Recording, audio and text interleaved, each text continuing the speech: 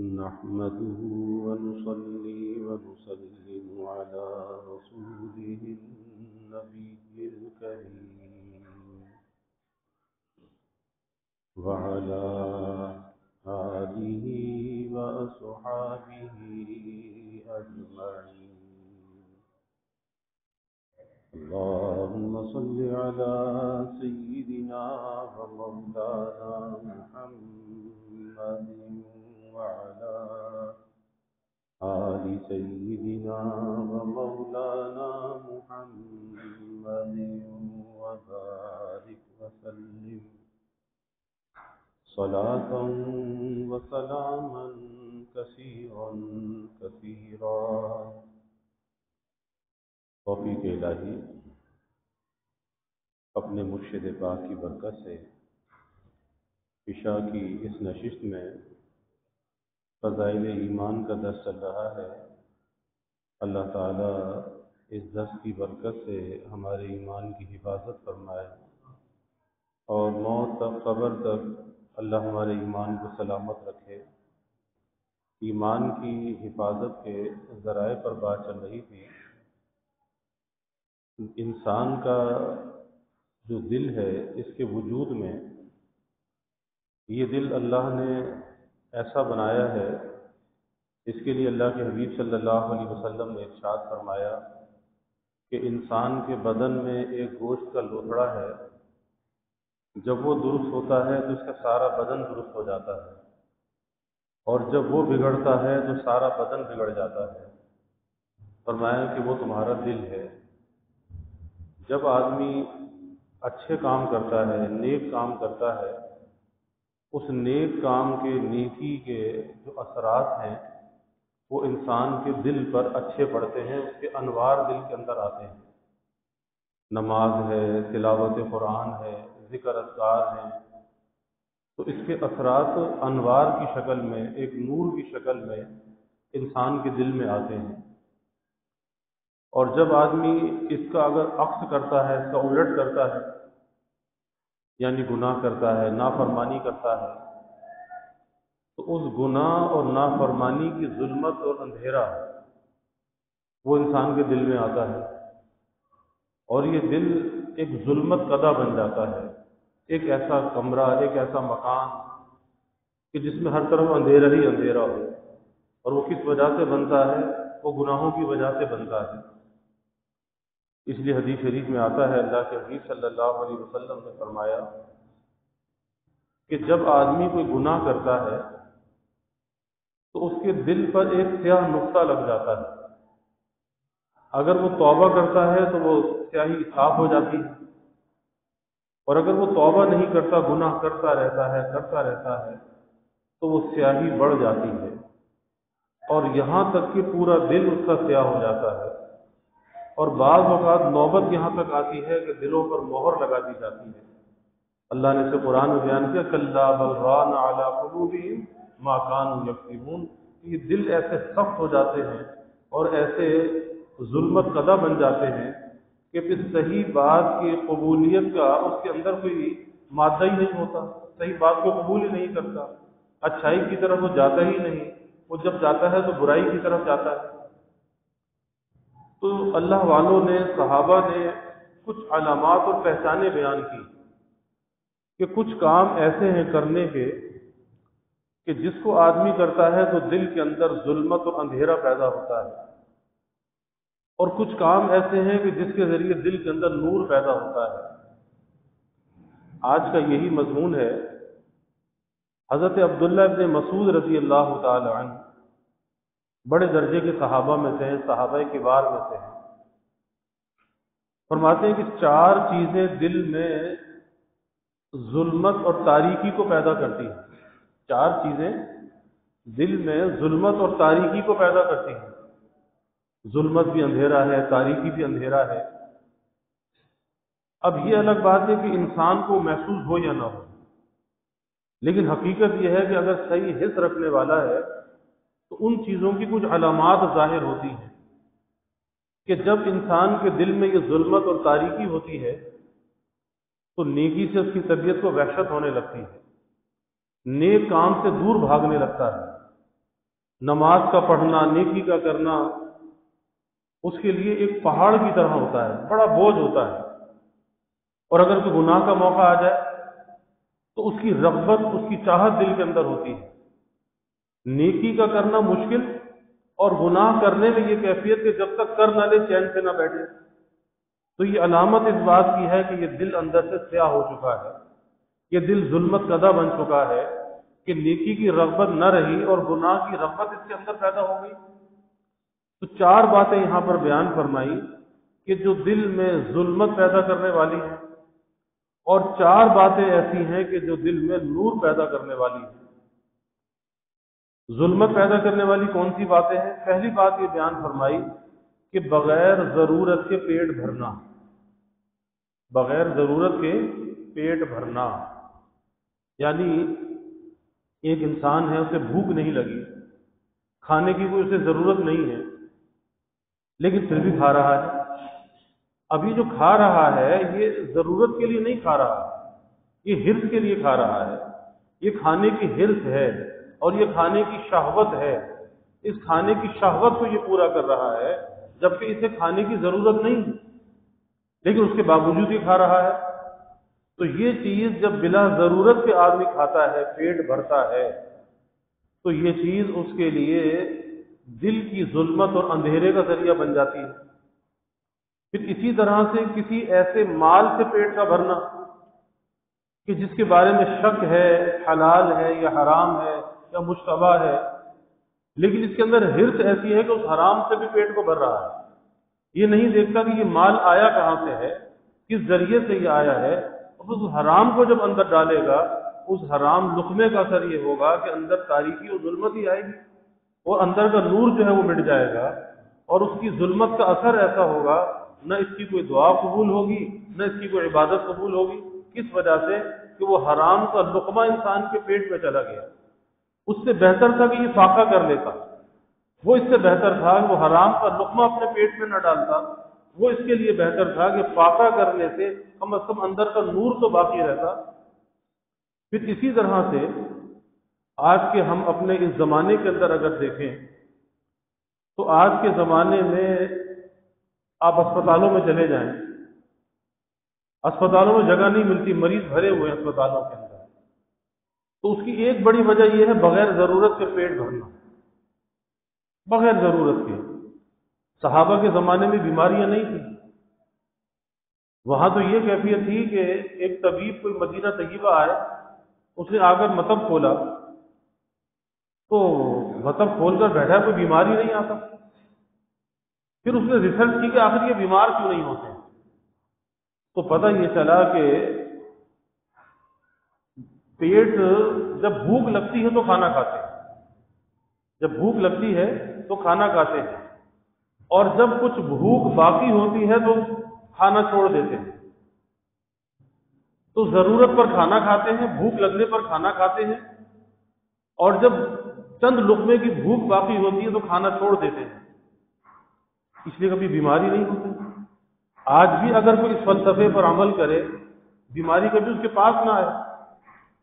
اب ہمارے زمانے کے اندر ہم فطرت سے لڑ رہے ہیں، اللہ کے نظام قدرت سے لڑ رہے ہیں کہ دنیا کے اندر اصول ہے، ضابطہ ہے کہ دنیا میں 8 بجے بازار اور مارکیٹیں کھل جاتی ہیں، شام کو 4 بجے 5 بجے سب مارکیٹیں بند ہو جاتی ہیں، شہروں میں سناٹا ہو جاتا ہے۔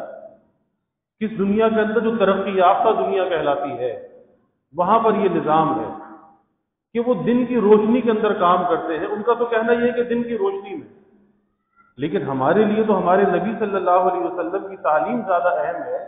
آپ نے فرمایا کہ میں صبح کے وقت کام کروں، کیونکہ صبح کے وقت میں برکت ہے، اور صبح کے وقت میں رزق تقسیم ہوتا ہے، اور ہمارا تاجر صبح کا وقت سو کے گزار دیتا ہے۔ وہ 12 بجے تو سو کر اٹھتا ہے، 1 بجے جا کر دکان کھولتا ہے۔ ایک عام رواج ہو گیا بڑے شہروں میں کہ 12-1 بجے بازار کھل رہے ہیں۔ اب اندازہ لگائیے، اور رات کو 10-11-12 بجے بند ہو رہے ہیں۔ تو جو آدمی رات کو اتنی رات کو جب گھر پہنچ کر کھانا کھائے گا اور کھانا کھا کر بھی سو جائے گا، تو پھر کیا ہوگا؟ پھر اسے شوگر ہی ہوگی، پھر اسے بلڈ پریشر ہوگا، پھر ہارٹ اٹیک ہوگا، ساری بیماریاں پیدا ہوں گی. کیوں کہ ادھر کھایا ادھر سو گیا. تو زندگی کا کوئی نظم و ضبط نہیں ہے. یہی وجہ ہے آج بیماریوں کی کثرت ہے، اسپتال بھرے پڑے ہیں، کیونکہ ہم ایک فطرت کے اور قدرت کے نظام سے لڑ رہے ہیں. جبکہ اگر انسان فاسٹنگ کی بھوکا رہنے کی عادت اگر ڈالے، یہ اس کی صحت کے لیے مفید ہے، اور آج بھی مفید ہے. اور آج اگر حکومت یہ کہے تاجروں سے کہ بھائی شام کو جلدی بازار بند کر لو، ملک پہلے ہی مقروض ہے، تاکہ کچھ پیٹرول کا جو فرنس آئل کا بل ہے امپورٹ کا وہ کچھ کم ہو جائے. جب دن کے اندر ہم اپنے وقت کو استعمال کریں گے تو ظاہر ہے کہ بجلی کم بنانی پڑے گی، تو حکومت کی بچت ہوگی. تو تاجر لڑنے کھڑے ہو جاتے ہیں، ہڑتالیں کر دیتے ہیں، حالانکہ دنیا کے نظام کو نہیں دیکھتے. اور ایک نحوست ایسی ہے دیر سے کاروبار کرنے کے اندر کہ وقت کی برکت ہاتھ سے نکل جاتی ہے. اور یاد رکھیے کہ وقت کی برکت جو ہے یہ بڑی اہم ہوتی ہے. کہ صحابہ کے زمانے میں آپ دیکھیں، صحابہ صبح فجر سے کام پہ لگ جاتے تھے.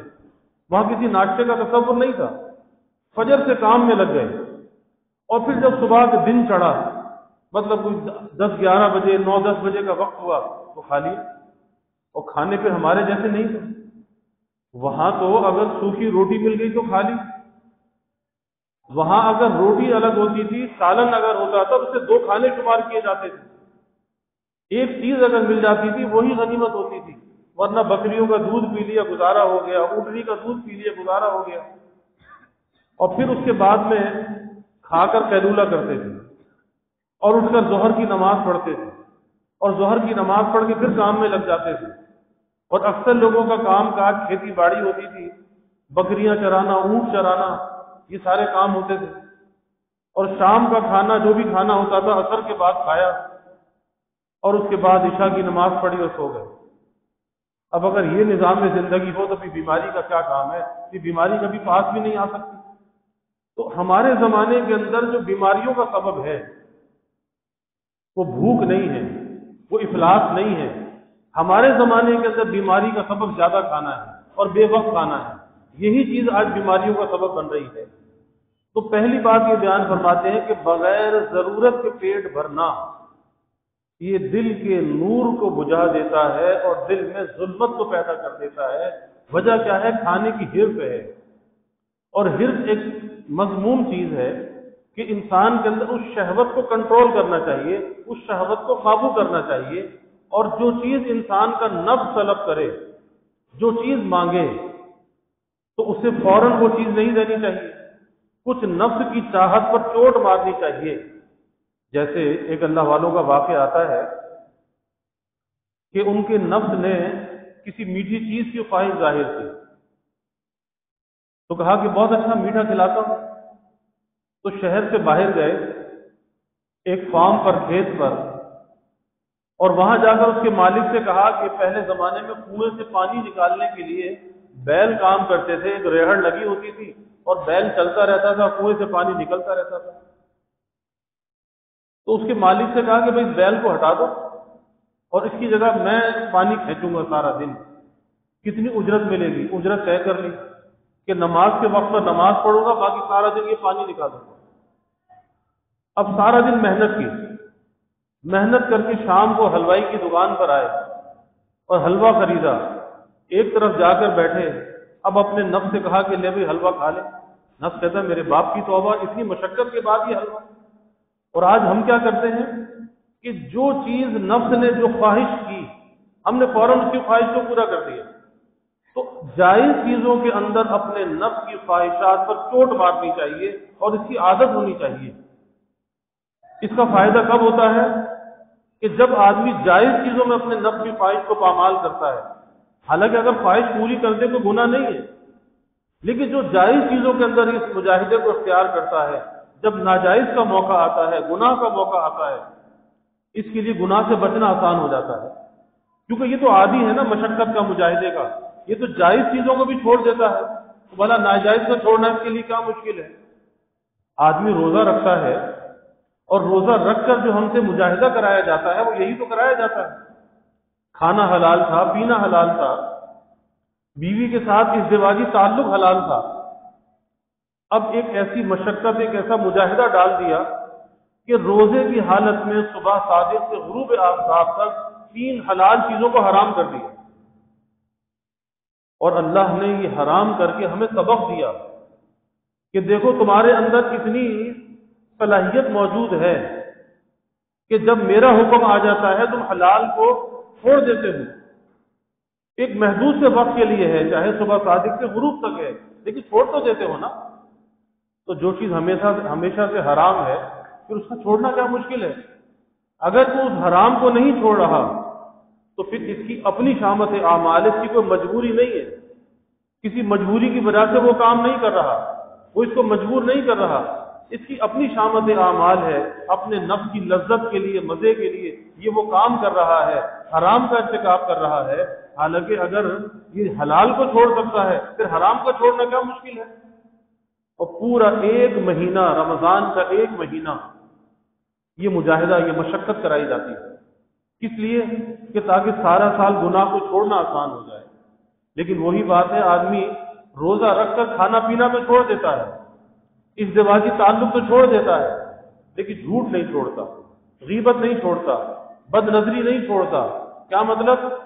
مطلب وہی ہے کہ ان چیزوں کے اندر نفس کو لذت اور مزہ آتا ہے، تو وہاں تو اللہ کا حکم مانا اور یہاں اللہ کا حکم نہ مانا، وہاں تو حلال کو چھوڑ دیا لیکن یہاں حرام کو نہ چھوڑا، تو پھر ایسے روزے کی برکت کیسے حاصل ہوگی اور ایسے روزے کے انوار کیسے حاصل ہوں گے؟ اسی طرح سے انسان کے اندر مختلف قسم کی شہوتیں ہوتی ہیں، کھانے کی شہوت ہے، پہننے کی شہوت ہے، کہیں سیر و تفریح کی شہوت ہے، بہت سی شہوتیں انسان کے اندر ہیں، زیادہ باتیں کرنے کی شہوت ہے۔ اب ان خواہشات پر چوٹ مارنی چاہیے، تو پہلی بات یہ بیان فرمائی کہ بغیر ضرورت کے پیٹ بھرنا یہ دل کی ظلمت کا سبب بنتا ہے، اور دوسرے نمبر پہ فرمایا کہ ظالم لوگوں کی مصاحبت اختیار کرنا۔ پتہ ہے کہ ایک آدمی ظالم ہے، یہ لوگوں پہ ظلم کرتا ہے، اس نے لوگوں کے حق کو غصب کیا ہوا ہے، معاشرے کے اندر اچھے نام سے نہیں پکارا جاتا، معاشرے کے اندر اس کی اچھی شناخت نہیں ہے، اور پھر ایسے ظالم کی صحبت میں جا کر بیٹھنا، ایسے ظالم سے تعلق کو بڑھانا، کس لیے؟ یا تو یہ ظالم کی صحبت میں رہ کر یہ بھی ظالم بن جائے گا، اور اگر ظالم بنے گا تو کسی مظلوم کی آہ ایسی لگے گی کہ پھر اس کا کام تمام کر دے گی۔ اس لیے حدیث میں آتا ہے کہ مظلوم کی آہ سے بچو، اس کی جو اندر سے آہ نکلتی ہے نا مظلوم کی، فرمایا کہ اس کی آہ اور اللہ کے عرش کے درمیان کوئی رکاوٹ نہیں ہے، مظلوم کی جو آہ ہے وہ براہ راست اللہ کے عرش پر جاتی ہے۔ اس لیے نہ کبھی کسی پر ظلم کرنا چاہیے اور نہ کبھی کسی ظالم سے دوستی کرنی چاہیے۔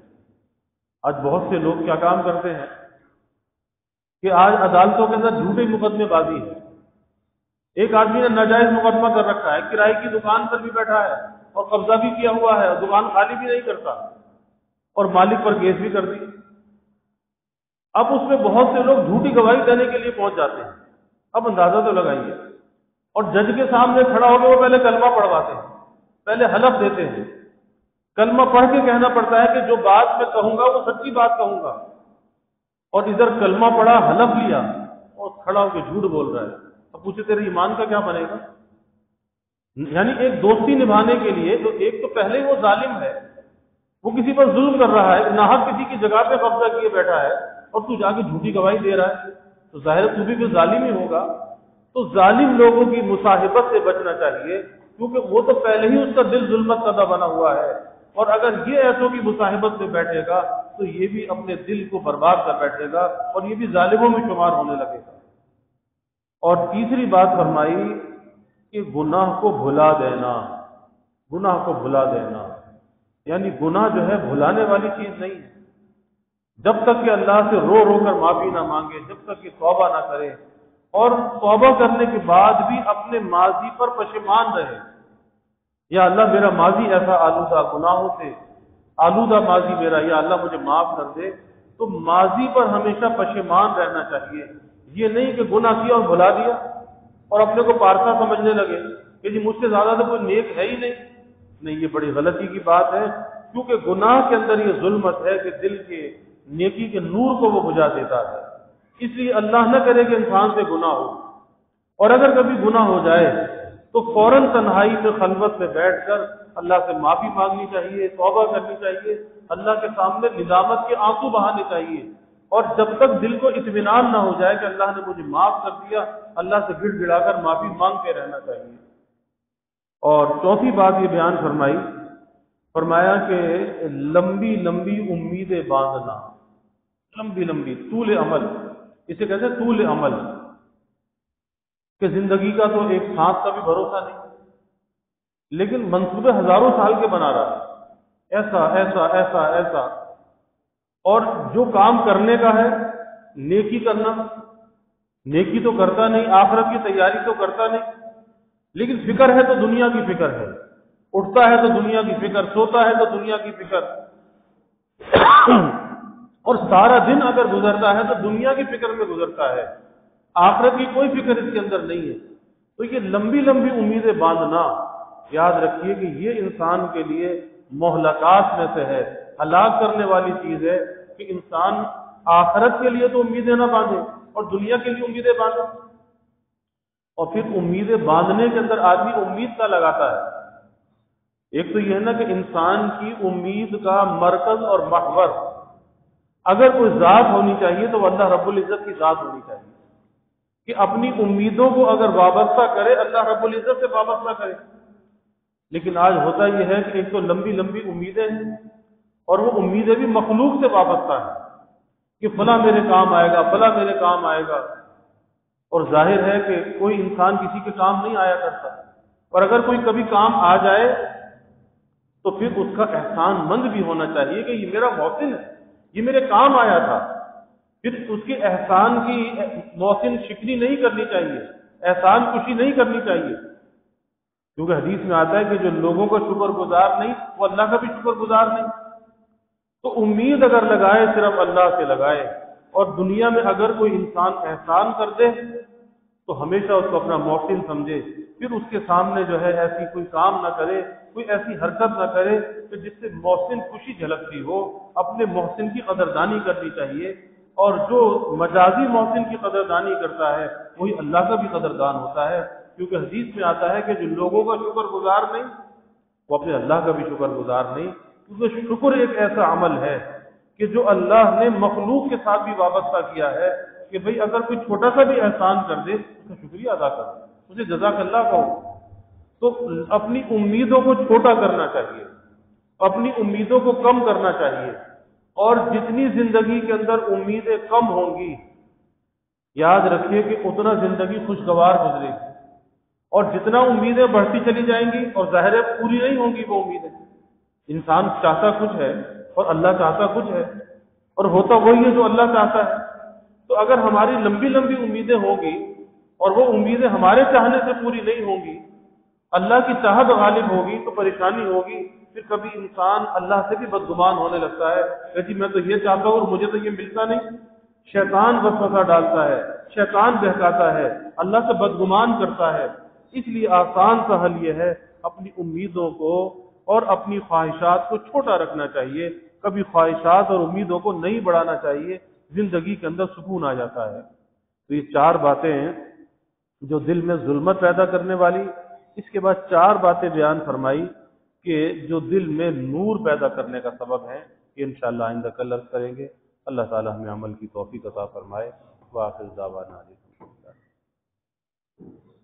الحمد للہ رب العالمین والعاقبۃ للمتقین والصلاة والسلام على اشرف الانبیاء والمرسلین اللهم صل على سيدنا ومولانا محمد وعلى آل سيدنا ومولانا محمد وبارك وسلم ربنا آتنا في الدنيا حسنة وفي الآخرة حسنة وقنا عذاب النار ربنا أتمم لنا نورنا واغفر لنا إنك على كل شيء قدير اللهم أعنا على ذكرك وشكرك وحسن عبادتك اللهم وفقنا لما تحب وترضى من القول والعمل والفعل والنية والهدى إنك على كل شيء قدير اللهم ارزقنا حبك وحب حبيبك صلى الله عليه وسلم. اللهم ارزقنا شهادة في سبيلك واجعل موتنا ببلد رسولك. یا اللہ یا رحمان یا رحیم یا کریم یا ارحم الراحمین یا اکرم الاکرمین.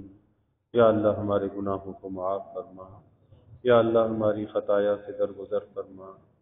یا اللہ اپنی محبت معرفت عطا فرما. اپنی رضا والی زندگی یا اللہ نصیب فرما. رضا والے کاموں کی یا اللہ توفیق عطا فرما. اپنی مرضیات پہ چلنا آسان فرما. نا مرضیات سے یا اللہ ہماری حفاظت فرما. یا اللہ ہمارے دلوں کو اپنی یاد سے آباد فرما. ذکر کے عبادت کے انوار سے منور فرما. یا اللہ دلوں کے اندر اپنی محبت اور معرفت عطا فرما. اپنی محبت سے معرفت سے دلوں کو لبریز فرما. ظاہری باطنی ہر قسمی یا اللہ ترقیات عطا فرما. سب کے دلوں کے نیک ارادوں کو تمناؤں کو یا اللہ غیب پورا فرما. سب کی حاجات کو پورا فرما. پریشانیوں کو دور فرما. بیماریوں سے یا اللہ حفاظت فرما. ہر ناگہانی بلا اور مصیبت سے یا اللہ حفاظت فرما. زمینی آسمانی آفات سے یا اللہ حفاظت فرما. موذی امراض سے یا اللہ حفاظت فرما. یا اللہ سب کے علم میں عمل میں رزق میں خوب خیر و برکت فرما. ابواب رزق یا اللہ کشادہ فرما. یا اللہ رزق حلال عطا فرما. آسان عطا فرما. برکت والا عطا فرما. یا اللہ رزق ظاہر بھی عطا فرما. رزق باطن بھی عطا فرما. اپنی محبت اور معرفت کا رزق عطا فرما. نیکی اور طاعت کا رزق عطا فرما. اپنی یاد کا یا اللہ رزق عطا فرما. یا اللہ کبھی کسی کو مخلوق کا محتاج نہ بنا. ہمیشہ اپنے در کا سائل اور بھکاری بنا. اپنے در کا منگتا اور سوالی بنا. یا اللہ اپنے غیر سے ہماری امیدوں کو قطع فرما. اپنی ذات عالی کا یقین ہمارے دلوں میں پیدا فرما. یا اللہ ہر امید کو تیری ذات سے وابستہ کرنے والا بنا. یا اللہ ایمان کی ترقی اعضاء کی سلامتی عطا فرما. ہر محتاجی معذوری سے یا اللہ ہماری حفاظت فرما. یا اللہ ہمارے ملک پر اپنی رحمتوں کا نزول فرما. اس ملک کو امن کا سلامتی کا گہوارہ بنا. یا اللہ ہر قسمی دہشت گردیوں سے فرقہ واریت سے مذہبی منافرت سے اس ملک کی حفاظت فرما. اس ملک میں رہنے والوں کی حفاظت فرما. یا اللہ اس ملک میں معاشی معاشرتی اخلاقی اور سیاسی استحکام عطا فرما. ہر قسمی بد امنی بے چینی بے سکونی کو یا اللہ دور فرما. تا قیام قیامت یا اللہ اس ملک کی حفاظت فرما. یا اللہ مہنگائی کے گرانی کے عذاب سے نجات عطا فرما. سب کے گزر بسر کو آسان فرما.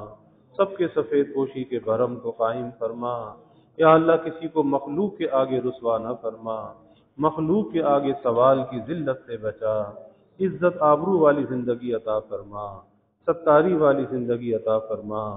اپنی مدد اور نصرت کو یا اللہ ہمارے شامل حال فرما. یا اللہ ہمیں بے یار و مددگار نہ فرما. یا اللہ سب کے گھروں میں خوشیاں عطا فرما. راحتیں عطا فرما. نعمتیں برکتیں عطا فرما. ہر دکھ کو ہر غم کو ہر پریشانی کو یا اللہ دور فرما. گھروں کے ماحول کو یا اللہ جنت کا نمونہ بنا. آپس میں محبت الفت پیدا فرما. نفرت کو عداوت کو یا اللہ دور فرما. یا اللہ بڑوں کا اکرام کرنے والا بنا. چھوٹوں پر شفقت کرنے والا بنا. خلق خدا سے درگزر کرنے والا بنا. یا اللہ محبتیں بانٹنے والا بنا. نفرتوں کو مٹانے والا بنا. سب کی اولادوں کو یا اللہ نیک صالح بنا. آنکھوں کی ٹھنڈک بنا. والدین کے لیے راحت کا ذریعہ بنا. اولاد کا مستقبل یا اللہ تابناک بنا. والدین کو اولاد کی خوشیاں دیکھنا نصیب فرما. یا اللہ جو بے اولاد ہے نیک صالح اولاد عطا فرما. جو اولاد نرینہ چاہتے ہیں نیک صالح بیٹے عطا فرما. یا اللہ جو بچے بچیاں بے نکاحی بیٹھے ہیں یا اللہ ان کے لیے نباہ والے جوڑ کے رشتے عطا فرما. تمام والدین کو یا اللہ اس فریضے سے سبکدوش فرما. والدین کی آنکھوں کو ٹھنڈک اور راحت عطا فرما. یا اللہ ہماری اس مسجد کی توسیع و تعمیر کے مرحلے کو آسان فرما. یا اللہ دارالقرآن کا قیام آسان فرما.